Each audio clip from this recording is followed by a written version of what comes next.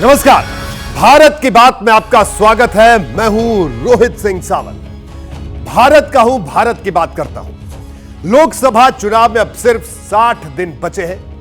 राम का नाम लेकर सत्ता के आसमान तक पहुंची बीजेपी 2024 के चुनाव में भी अयोध्या के सहारे तेजी से आगे बढ़ रही है।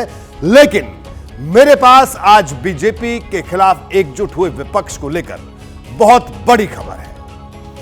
इंडिया अलायंस में सीटों के समझौते पर यह बहुत बड़ी खबर। महाराष्ट्र की 48 सीटों को लेकर शुरुआती सहमति बनी। यह इस वक्त की ब्रेकिंग न्यूज। महाराष्ट्र की 48 सीटों पर शुरुआती सहमति बन गई है। यह बड़ी खबर है इस वक्त की। कांग्रेस शिवसेना को ज्यादा सीट दे सकती है। यह आज की बड़ी खबर। कितनी देंगी इसको लेकर अभी बात साफ नहीं हुई है। सीट की संख्या आगे की बैठक में तय होगी। इस पर बात करते हैं एबीपी न्यूज में हमारे वरिष्ठ सहयोगी आशीष सिंह से, जिनके पास इस खबर की पूरी डिटेल है। आशीष सिंह हमारे साथ जुड़े हुए, उनसे हम बात करेंगे। आशीष, आपसे जानना चाहेंगे जो इस वक्त की बड़ी खबर कि शुरुआती सहमति बन गई है, सिर्फ अब किसको कितनी सीट मिलनी है महाराष्ट्र में यह तय करना है। यानी कांग्रेस मान गई है कि शिवसेना को ज्यादा सीट दे देंगे। आशीष जी हाँ, बिल्कुल रोहित, आपके पास बिल्कुल सही खबर है। और आप पंजाब का जिक्र कर रहे थे, मुझे लगता है पंजाब, बिहार, उत्तर प्रदेश, बंगाल, इन सबों पर एक तरह से चोट खाने के बाद अब कहीं ना कहीं के लिए दिल्ली के महाराष्ट्र की खबर हम कह सकते हैं कि आई है। और तकरीबन अब हमें जो सोर्सेस से जानकारी मिली है, ये तय हो गया है कि वहां पर मिल करके कंजीनियल अग्रीमेंट के साथ चुनाव लड़ना है। और जो बिल्कुल आशीष, यानी आपका कहना है कि अगली बैठक में अब सीटों की संख्या भी तय हो जाएगी। कांग्रेस इंडिया अलायंस की सबसे बड़ी पार्टी है। सीटों का तालमेल उसकी रजामंदी के बिना मुमकिन नहीं है। लेकिन 28 पार्टियों वाले गठबंधन को साथ लेकर आगे बढ़ना भी बड़ा चैलेंज है। लिहाजा कांग्रेस सहयोगी दलों के साथ रोज बैठक कर रही है। कांग्रेस के नेशनल अलायंस कमेटी ने आज बैठकों की शुरुआत महाराष्ट्र के सहयोगियों के साथ की थी। दिन की शुरुआत कांग्रेस की तरफ से बैठक में मुकुल वासनिक, सलमान खुर्शीद, अशोक गहलोत, अशोक चव्हाण थे। इनके अलावा महाराष्ट्र कांग्रेस के अध्यक्ष नाना पटोले और महाराष्ट्र के पूर्व मंत्री बाला साहब थोराट थे। एनसीपी के शरद पवार गुट की तरफ से इस बैठक में जितेंद्र आव्हाड शामिल हुए। आव्हाड को टफ नेगोशिएटर माना जाता है। हाल ही में भगवान राम पर टिप्पणी के चलते वो विवाद में रह चुके हैं। जबकि शिवसेना के उद्धव ठाकरे गुट से 2 सांसद संजय राउत और विनायक राउत इस बैठक में शामिल हुए। इन तमाम नेताओं ने करीब 3 घंटे माथापच्ची की। लेकिन अलायंस की सीट शेयरिंग के फाइनल फॉर्मूले तक पहुंचने में भी वक्त लगेगा। इसकी वजह तो यही हो सकती है कि सीटों की संख्या भी तय नहीं हुई है। दूसरी वजह यह कि इस बैठक में शामिल इंडिया अलायंस की 2 पार्टियां, एनसीपी शरद गुट और शिवसेना उद्धव गुट के नेता 2 सुर में बात कर रहे हैं। आपको दोनों की बात सुनवाते हैं, उससे बड़ी तस्वीर साफ होगी। मीटिंग चालू है, उसका नतीजा जो निकलने वाला वो बहुत ही अच्छा निकलेगा, कोई शंका नहीं उसके बाद। हमने ये बात रखी है कि हमको प्रकाश अंबेडकर साथ में चाहिए ही। लेकिन सीटों का सर बंटवारा फाइनलाइज हो गए कि इस मीटिंग में? कोई अभी तक कुछ फाइनल नहीं हुआ। जब फाइनल होगा तब बड़े नेता आपको आके बताएंगे। ये पूरे संघर्ष का जो दौर चल रहा है उसमें हम सब एक साथ हैं, एक साथ रहेंगे, एक साथ चुनाव लड़ेंगे। और महाराष्ट्र एक ऐसा राज्य बनेगा जहां ज्यादा से ज्यादा सीटें इंडिया गठबंधन के हम चुनकर लेके आएंगे। हमारे में कोई मतभेद नहीं है। सीट शेयरिंग में सभी सीट पर 1 to 1 बात हो गई है और लगभग हमारी सबकी सहमति उस पर हो गई है। बोलिए। तो दोनों अलग अलग बात कह रहे हैं। महाराष्ट्र में लोकसभा की 48 सीट है। सीटों की संख्या के लिहाज से ये उत्तर प्रदेश के बाद दूसरे नंबर पर आता है। लेकिन इंडिया अलायंस में सीटों की खींचतान के लिहाज से पहले नंबर पर है। शिवसेना के उद्धव गुट ने आज बैठक शुरू होने से पहले ही साफ कर दिया था कि वो 23 सीटों पर चुनाव लड़ेगी। संजय राउत ने बैठक शुरू होने से पहले क्या कहा था, मैं आपको वो सुनवाता हूं, सुनिए। हमेशा महाराष्ट्र में शिवसेना का कदम हमेशा बढ़ा रहा है। शिवसेना हमेशा 23 सीटें महाराष्ट्र में लड़ते आई है और 18 सीटें जीतते आई है। 18-19 सीट हमारी हमेशा हम सांसद में हमारे सांसद होते हैं। तो जरूर हमारी ये भूमिका रहेगी कि जो सीटें हमारे पास थी और हम जीत गए वो हमारे गढ़ है, वहां सिर्फ शिवसेना ही जीत सकती है। देखिए जरा इसको ऐसे समझिए, शिवसेना 23 सीटों पर दावा कर रही है और 18 से 19 सीट जीतने की बात कर रही है। शिवसेना की इन बातों में कितना दम है यह समझना बेहद जरूरी है। लेकिन 2019 के चुनाव में महाराष्ट्र में किसने कितनी सीट जीती थी और अब किसका क्या हाल है, इसे मैं आंकड़ों के जरिए आपको समझाता हूं तो तस्वीर और ज्यादा साफ होगी। देखिए महाराष्ट्र में लोकसभा की कुल 48 सीट है, इनमें से बीजेपी ने सबसे ज्यादा 23 सीट जीती थी। उसके सांसद उसके साथ है, 18 सीट जीतकर शिवसेना दूसरे नंबर पर रही। लेकिन इनमें से 12 सांसद शिंदे गुट के साथ हैं और उद्धव गुट के पास सिर्फ 6 सांसद बचे हैं। 2019 में एनसीपी ने 5 सीट जीती थी। यह पार्टी भी शरद पवार की अजित पवार के बीच में 2 हिस्सों में बढ़ चुकी है। अजित पवार के साथ 3 सांसद हैं, जबकि शरद पवार के साथ सिर्फ 2 सांसद बचे हैं। पिछले चुनाव में कांग्रेस को सिर्फ 1 सीट से संतोष करना पड़ा था। असदुद्दीन ओवैसी की पार्टी एआईएमआईएम भी 1 ही सीट जीती थी और निर्दलीय उम्मीदवार ने भी 1 सीट जीती थी। तो यह पूरी तस्वीर वहां की साफ तौर पर निकलकर सामने आती है। जो कांग्रेस आज इंडिया अलायंस में बड़े भाई की भूमिका निभाने की कोशिश कर रही है, महाराष्ट्र में 2019 के लोकसभा चुनाव में वो 0 पर सिमटने से बड़ी मुश्किल से बची थी और शिवसेना 18 सीट जीतकर दूसरे नंबर पर रही थी। लेकिन शिवसेना ने यह कमाल तब किया जब वो बीजेपी के साथ थी और एकजुट थी। लेकिन अब वो 2 हिस्सों में बंट चुकी है। एकनाथ शिंदे पार्टी का नाम, निशान और ताकत लेकर अलग हो चुके हैं। सवाल यह है कि बदले हालात में शिवसेना के पास कितनी ताकत बची है। शिवसेना और राष्ट्रवादी के विभाजन के बाद जो महाविकास आघाड़ी है उनको कहीं ना कहीं सेटबैक तो बैठा है, लेकिन ये दोनों पार्टियों के एमएलए एमपीज बाहर जा चुके हैं, लेकिन पार्टी का कार्डर और पार्टी का जो वोट बेस है उसमें वर्टिकल स्प्लिट नहीं आया है। तो शिवसेना आज भी उतनी मजबूत है ऐसे कहना तो मुश्किल है, लेकिन एक है कि जितनी क्षति उनको इतने एमएलएज और एमपीज जाने के बाद भी हो सकती थी उतनी क्षति होती हुई नजर नहीं आती है। तो कहीं ना कहीं ये पार्टी अपना थोड़ा तो बेस खो चुकी है, लेकिन अभी भी अपना वजूद बनाए हुए है। देखिए यही वजह है कि शिवसेना 23 सीटों वाली डिमांड पर अड़ी है, लेकिन गठबंधन कभी जिद से नहीं चलते। शिवसेना ने अगर इसी तरह अड़ी रही तो कांग्रेस और शरद पवार की पार्टी के लिए सिर्फ 25 सीट बचेगी। पवार इस गठबंधन में प्रकाश अंबेडकर की बहुजन वंचित अघाड़ी को भी शामिल करना चाहते हैं। सवाल यह है कि उसे कितनी सीट मिलेगी। जाहिर है गठबंधन में सीटों पर टकराव के तमाम नुक्ते बचे हुए हैं, इसलिए कांग्रेस ने सीट शेयरिंग पर एक अलग फॉर्मूला बनाया है। यह है 2020 का फॉर्मूला। इसे अब जरा आंकड़ों से समझिए। कांग्रेस महाराष्ट्र में 20 सीट पर चुनाव लड़ना चाहती है। यह उद्धव ठाकरे की शिवसेना को 20 सीट देना चाहती है। शरद पवार के एनसीपी के लिए उसने 6 सीट निर्धारित की है और प्रकाश अंबेडकर की पार्टी वंचित बहुजन अघाड़ी को 2 सीट देना चाहती है। महाराष्ट्र में कौन सी पार्टी कितनी सीट और किस सीट से लड़ेगी, इंडिया अलायंस की बैठक में आज ये भले ही तय नहीं हुआ, लेकिन कांग्रेस का फॉर्मूला लागू हुआ तो शिवसेना को उसकी डिमांड से 3 सीट कम मिलेगी। इस पर शिवसेना राजी होती है या नहीं, ये तो उद्धव ठाकरे जानते हैं। लेकिन कांग्रेस के फॉर्मूले के पीछे बड़ी वजह बताई जा रही है। बताया जा रहा है कि यह प्लान उसने बीजेपी को काउंटर करने के लिए बनाया है। एबीपी न्यूज के रिपोर्टर दीपक रावत ने इसकी पूरी डिटेल जुटाई है। महाराष्ट्र में कांग्रेस अगर अपने लिए 20 सीटें चाहती है तो इतनी ही सीट उद्धव ठाकरे की शिवसेना को देने के लिए भी तैयार हो गई है। इसके पीछे की बड़ी वजह यह कि उद्धव ठाकरे की शिवसेना भले ही टूट गई हो, लेकिन कांग्रेस को ये लगता है कि बीजेपी के हिंदुत्व कार्ड को अगर कोई काउंटर कर सकता है तो वो उद्धव ठाकरे की शिवसेना ही है। वहीं प्रकाश आंबेडकर की पार्टी को भी 2 सीट देने की तैयारी की जा रही है, वो इसलिए ताकि दलित वोट बैंक को साधा जा सके। लेकिन ये तब संभव हो पाएगा जब शरद पवार कम सीट पर चुनाव लड़ने के लिए मान जाएंगे, लेकिन शरद पवार को मनाना इतना आसान नहीं होगा। अब देखिए जरा इसको इस तरह से समझिए। कांग्रेस को लग रहा है कि महाराष्ट्र में बीजेपी को काउंटर करने के लिए शिवसेना का इस्तेमाल किया जा सकता है। लेकिन बीजेपी ने शिवसेना के अतीत और वर्तमान का जिक्र कर इसे हवा में उड़ा दिया। बीजेपी का कहना है कि कांग्रेस का प्लान उसी को भारी पड़ने वाला है। जिस दिन उन्होंने कांग्रेस के साथ समझौता कर लिया, उस दिन ही उन्होंने अपनी शिवसेना को सोनिया सेना बना लिया।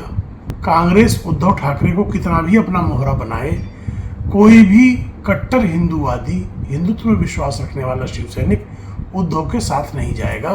इसलिए हिंदुत्व का उनका यह कार्ड विफल रहेगा। देखिए, बीजेपी भले ही इंडिया अलायंस पर निशाना साध रही हो, लेकिन सीटों का पेंच एनडीए में भी फंस सकता है। बीजेपी ने 2019 के चुनाव में महाराष्ट्र में 25 सीट पर उम्मीदवार उतारे थे और 48 में से 23 सीट जीत ली थी। वो इस बार भी 25 सीट पर दावा ठोक सकती है। ऐसे में उसके सहयोगी एकनाथ शिंदे और अजित पवार के लिए सिर्फ 23 सीट बची। सवाल यह है कि जिन दलों ने बीजेपी को दोबारा सूबे की सत्ता में पहुंचाया है, क्या वो इसके लिए आसानी से राजी हो जाएंगे? बिल्कुल, निश्चित तौर पे बीजेपी के लिए भी सीटों का बंटवारा इतना आसान नहीं होगा, क्योंकि अब अगर आप देखें तो शिंदे गुट के साथ जो 14-13 अब सांसद शिवसेना के आए हैं, वो 13 सीट तो वो मांगेंगे। इसके अलावा जो 4 सांसद हैं, उनका कहना है कि हम ही असली शिवसेना है, तो उन सीटों पर भी वो मांगेंगे। जहाँ तक अजीत गुट का दावा है कि अजीत गुट के साथ इतने सारे सीनियर लीडर्स आए हैं, तो वो भी अपने अपने चुनाव क्षेत्रों में अपनी अपनी स्थिति को मजबूत करना चाहेंगे। तो बीजेपी के लिए भी सीटों का बंटवारा इस बार इतना आसान नहीं होगा। महाराष्ट्र में सीट बंटवारे की चुनौती बीजेपी के आगे भी है, लेकिन दिख नहीं रही। जबकि इंडिया अलायंस में सीटों के लिए खुलेआम ताल ठोकी जा रही है और जिस अंदाज में ठोकी जा रही है, वो कम से कम अच्छे संकेत तो नहीं दे रहे। रुक करते हैं उत्तर प्रदेश का, जहां से आज की एक और बड़ी खबर है। आज दिल्ली में इंडिया गठबंधन की एक और अहम बैठक थी। जैसे ही महाराष्ट्र में सीट बंटवारे को लेकर पहले दौर की बातचीत खत्म हुई, उसके कुछ ही देर बाद उत्तर प्रदेश को लेकर बैठक शुरू हो गई। इस बैठक में कांग्रेस की गठबंधन समिति के सदस्यों के अलावा यूपी कांग्रेस के प्रदेश अध्यक्ष अजय राय, प्रदेश प्रभारी अविनाश पांडे शामिल थे। समाजवादी पार्टी की तरफ से इस बैठक में कौन कौन अहम नेता शामिल हुआ, यह भी मैं आपको बताता हूं। देखिए, समाजवादी पार्टी के प्रमुख महासचिव और राज्यसभा सांसद राम गोपाल यादव इस बैठक में शामिल हुए। इसके अलावा पार्टी के दूसरे राज्यसभा सांसद जावेद अली भी इस बैठक में सपा की तरफ से मौजूद थे। आज की बैठक बहुत कम वक्त में ही खत्म हो गई। 80 सीटों को लेकर चली ये बैठक 80 मिनट में खत्म हो गई।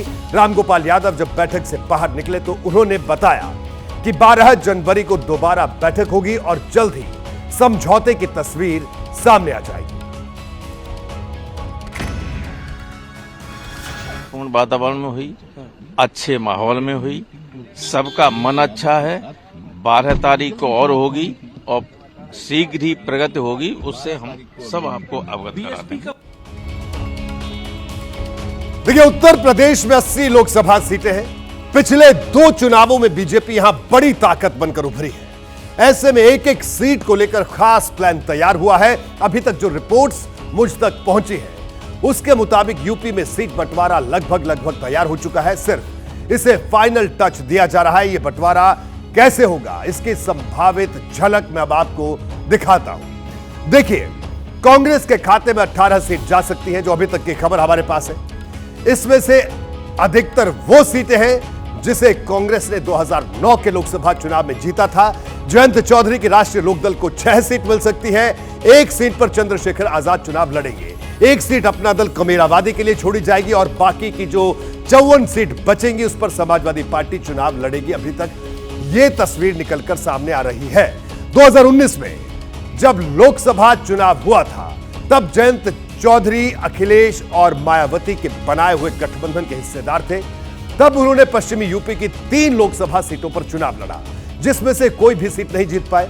ऐसे में अगर अब उन्हें 6 सीट भी मिलती है तो कहीं कोई दिक्कत की बात नहीं है। देखिए, जयंत चौधरी की पार्टी का असर पश्चिमी यूपी के उन हिस्सों में है जहां जाट मतदाताओं की अच्छी संख्या है। गठबंधन में आरएलडी को जो 6 सीट दी जा सकती है, इसमें मेरठ, बागपत, गाजियाबाद, बिजनौर, मथुरा और फतेहपुर सीकरी है, जहां पहले भी आरएलडी मजबूती से चुनाव लड़ती रही है। खास बात यह है कि बिजनौर को छोड़कर इन सीटों पर समाजवादी पार्टी कभी भी लोकसभा का चुनाव नहीं जीती है, यानी आरएलडी के लिए इन सीटों को छोड़ने में कहीं कोई दिक्कत नजर नहीं आ रही है।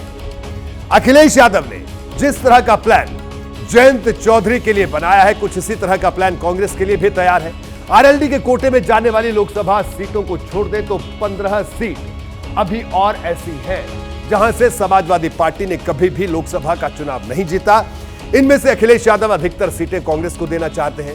ये कौन कौन सी सीटें, इसके बारे में मैं आपको जल्दी से बताता हूं। देखिए, इसमें सबसे पहले नंबर पर आती है रायबरेली सीट, जहां से सोनिया गांधी सांसद है। दूसरे नंबर पर आती है अमेठी, जहां से राहुल गांधी सांसद थे और पिछला चुनाव वो हार गए। इसके अलावा लखनऊ की सीट भी ऐसी है जहां सपा कभी चुनाव नहीं जीती। कानपुर में कांग्रेस चुनाव जीतती रही है, ऐसे में यह सीट भी कांग्रेस को दी जा सकती है। पीलीभीत भी सीट बंटवारे में कांग्रेस के पास जा सकती है। धौरहरा की सीट अखिलेश यादव कांग्रेस को दे सकते हैं। सुल्तानपुर से भी कांग्रेस का प्रत्याशी उतारा जा सकता है। पूर्वांचल की वाराणसी, कुशीनगर और भदोही से कांग्रेस का प्रत्याशी मैदान में हो सकता है। पश्चिमी यूपी की बात करें तो गौतम बुद्ध नगर और अलीगढ़ के अलावा हाथरस में कांग्रेस का प्रत्याशी हो सकता है।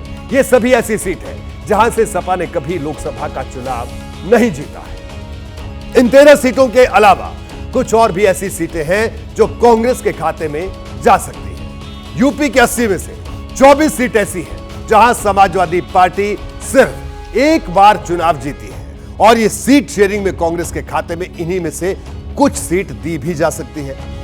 ये सीटें कौन सी हो सकती है, मैं जल्दी से आपको वो बताता हूं। सहारनपुर में समाजवादी पार्टी सिर्फ एक बार चुनाव जीती है। इस बार गठबंधन में सीट कांग्रेस के पास जा सकती है। इमरान मसूद यहां से चुनाव लड़ने की तैयारी भी कर रहे हैं। अमरोहा से कुंवर दानिश अली अभी बीएसपी के सांसद हैं। चर्चा है कि कांग्रेस में आकर इस सीट से वो चुनाव लड़ सकते हैं। बुलंदशहर की सीट भी कांग्रेस के खाते में जा सकती है। पूर्वांचल में महाराजगंज की सीट कांग्रेस को मिल सकती है। पिछली बार कांग्रेस प्रवक्ता सुप्रिया श्रीनेत यहां से चुनाव लड़ी थी। पूर्वांचल की ही बांसगांव सीट भी कांग्रेस के पास जा सकती है। तो ये वो तमाम सीटें हैं। आने वाले समय में उत्तर प्रदेश का परिणाम दूसरा होगा, जिसमें भारतीय जनता पार्टी का उत्तर प्रदेश से सफाया होगा। जो बातचीत हो रही है उसमें पार्टी की तरफ से सुझाव दे दिए जाएंगे महिलाओं के सुरक्षा और उनसे सुझाव भी मांग लिए जाएंगे। आज कुछ हमारे इंडिया INDI के जो घटक दल हैं उनके कुछ प्रमुख लोग आज हमको बुलाया गया है, उनके साथ में बैठक है। एक चीज निश्चित है कि अभी किसी प्रकार की कोई संख्या, किसी प्रकार की कोई दल की संख्या, ऐसा कोई भी निश्चित नहीं हुआ है। उद्देश्य मात्र ये है कि पूरे देश के अंदर में हर भारतीय जनता पार्टी के उम्मीदवार के सामने INDA का एक कॉमन कैंडिडेट हो। देखिए, कुल मिलाकर 18 सीट ऐसी हैं जिसमें कांग्रेस को देने में समाजवादी पार्टी के सामने ज्यादा दिक्कत नहीं आएगी। मैंने आपको शुरू में ही बताया था कि एक सीट चंद्रशेखर आजाद जो कि आजाद समाज पार्टी से हैं और एक सीट अपना दल कमेरावादी के लिए भी छोड़ी जाएगी। ये सीटें कौन कौन हो सकती हैं, मैं आपको ये भी बताता हूं। देखिए, मुझे पता चला है कि नगीना लोकसभा सीट से चंद्रशेखर आजाद चुनाव लड़ सकते हैं। यहां से उन्होंने अपनी तैयारी भी शुरू कर दी है। यह सीट भी ऐसी है जहां से सपा ने कभी भी चुनाव नहीं जीता। इसी तरह कौशाम्बी लोकसभा सीट अपना दल कमेरावादी के कोटे में जा सकती है। इस सीट से पल्लवी पटेल को चुनाव लड़वाया जा सकता है। पल्लवी अभी कौशाम्बी के सिराथू से ही विधायक है। उन्होंने डिप्टी सीएम केशव प्रसाद मौर्य को 2022 के विधानसभा चुनाव में हराया था। अगर ये दोनों नेता लोकसभा का चुनाव लड़ते हैं तो सिंबल कौन सा होगा यह भी साफ नहीं हो पाया है। और अब बचती है 54 लोकसभा की सीटें जहां से समाजवादी पार्टी चुनाव लड़ने की तैयारी कर रही है। कल मैंने आपको बताया था कि समाजवादी पार्टी 20 से 25 सीटों पर प्रत्याशियों को लेकर मंथन भी कर रही है। आज इस मंथन का दूसरा दिन था। आज की बैठक में पार्टी के विधायक और विधानसभा चुनाव के प्रत्याशी पहुंचे थे। कल जब जिला अध्यक्ष और महानगर अध्यक्ष बैठक के लिए लखनऊ में पार्टी दफ्तर पहुंचे थे तो उनके हाथ में एक बंद लिफाफा था। उसी तरह का लिफाफा आज भी सपा के विधायकों और हारे हुए प्रत्याशियों के हाथ में नजर आया। सवाल यह है कि इस लिफाफे में क्या है। दरअसल इस लिफाफे में लोकसभा चुनाव की जीत का मंत्र है। यह मंत्र क्या है मैं आपको यह बताता हूं। देखिए, बूथ स्तर पर पार्टी को मजबूत करने की कोशिश हो रही है। ब्लॉक और तहसील के स्तर पर अभियान शुरू करने की तैयारी में सपा है। निचले तबके के लोगों की आवाज उठाने की बात कही जा रही है। वैसा ही प्रयोग करने की रणनीति बन रही है जैसा शुरुआत के दिनों में सपा की तरफ से किया जाता था। समाजवादी पार्टी का काडर बेस पार्टी बनाने की कोशिश है। इसी तरह ब्लॉक स्तर पर इकाई के गठन की बात हो रही है, वहां ब्लॉक का अध्यक्ष भी नियुक्त किया जा सकता है। संगठन की निगरानी के लिए हर जोन में प्रभारी बनाने की भी चर्चा है।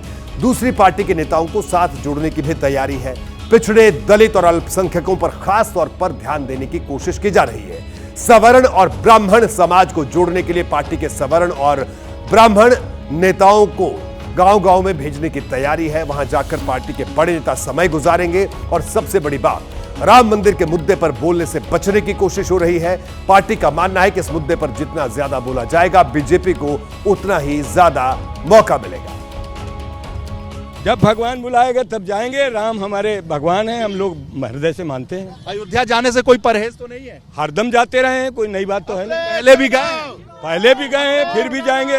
पूजा हम जो है वो चिल्ला करके नहीं करते।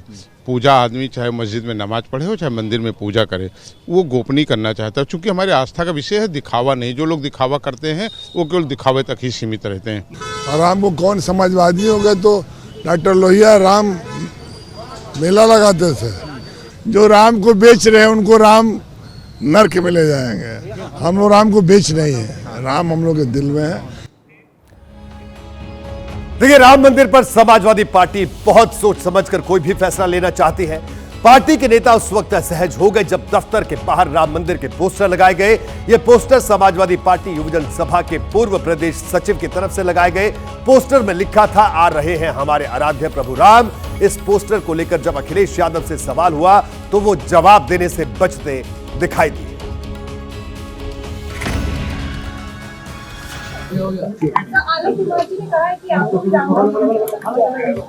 ये उत्तर प्रदेश में समाजवादियों ने मेट्रो हर शहर में दी। तो देखिए, राम मंदिर के सवाल पर उनका क्या कहना था। राम मंदिर के सवाल पर अखिलेश यादव पहले भी गोल-मोल जवाब देते आए हैं। हर बार उन्होंने यही कहा कि जब भगवान बुलाएंगे तभी वो मंदिर में जाएंगे। इससे पहले अखिलेश यादव कभी भगवान कृष्ण को याद करते देखे गए तो कभी हनुमान का नाम लेते सुनाई दिए, लेकिन राम का नाम उन्होंने कभी भी नहीं लिया। उसके पीछे कोई भक्ति नहीं बल्कि मुस्लिम वोटों की शक्ति है। अखिलेश यादव उत्तर प्रदेश की राजनीति कर रहे हैं, लेकिन उनके पीछे उनकी जो एक राजनीतिक विरासत है ना, वो उन्हें कृष्ण भक्त होने के लिए नहीं रोकती, हनुमान भक्त होने से नहीं रोकती, लेकिन राम भक्त होने से रोकती है। आप थोड़ा पीछे चले जाइए, 1990 को याद कीजिए। मुलायम सिंह यादव ने राम मंदिर के खिलाफ की राजनीति की है, और ये जो राजनीति की पॉलिटिकल लेगेसी है अखिलेश यादव के पास, वो उन्हें बार बार अयोध्या जाने से रोकती रही है और राम मंदिर से भी रोकती रही है। अखिलेश यादव जिन 54 संभावित सीटों पर चुनाव लड़ने की तैयारी कर रहे हैं, उसमें से कई ऐसी सीटें हैं जहां मुस्लिम वोटर काफी अहम है। रिकॉर्ड भी बताता है कि 2019 लोकसभा चुनाव में करीब 45% मुस्लिम वोटर ऐसे रहे हैं जिन्होंने क्षेत्रीय पार्टियों को वोट दिया है। ऐसे में अखिलेश यादव इन वोटरों को नाराज करने का जोखिम बिल्कुल भी नहीं उठाना चाहेंगे। देखिए, हम इस बात में कोई दो राय जाहिर भी नहीं कर रहे हैं कि लोकसभा चुनाव में बीजेपी राम मंदिर को सबसे बड़ा मुद्दा बनाने की कोशिश करेगी। उत्तर प्रदेश की सभी 80 लोकसभा सीटों पर इसका असर उतारने की तैयारी भी है। हालांकि कांग्रेस और समाजवादी पार्टी की अपनी रणनीति है। वो ये तय कर चुके हैं कि बीजेपी को उसकी पिच पर खेलने का मौका बिल्कुल नहीं देना चाहते। यही वजह है कि राम मंदिर का सवाल जब जब उनसे टकरा रहा है, वो कभी दाएं हट जाते हैं तो कभी बाएं। बात करते हैं राम मंदिर की, जिसे लेकर राष्ट्रीय स्वयंसेवक संघ ने मेगा प्लान तैयार किया है। देश के अलग अलग हिस्सों में रहने वालों को अयोध्या में दर्शन कराने के लिए संघ ने बड़ी तैयारी की है। संघ 2.5 करोड़ से ज्यादा लोगों को राम मंदिर का दर्शन कराएगा। इसके लिए जनवरी के आखिरी हफ्ते से 24 मार्च तक मुहिम चलाई जाएगी। इसकी शुरुआत 26 या 27 जनवरी से होगी। 45 प्रांतों से श्रद्धालुओं को लाने का प्लान बनाया जा रहा है। संघ लोगों को लाने ले जाने, अयोध्या में ठहरने और पूजा करवाने का इंतजाम भी करेगा। श्रद्धालुओं के लिए अयोध्या में विशेष टेंट सिटी का निर्माण भी किया गया है, जिसका आज मुख्यमंत्री योगी आदित्यनाथ ने निरीक्षण भी किया। कुल मिलाकर 2024 लोकसभा चुनाव से पहले हिंदुत्व को धार देने की जबरदस्त तैयारी हो रही है।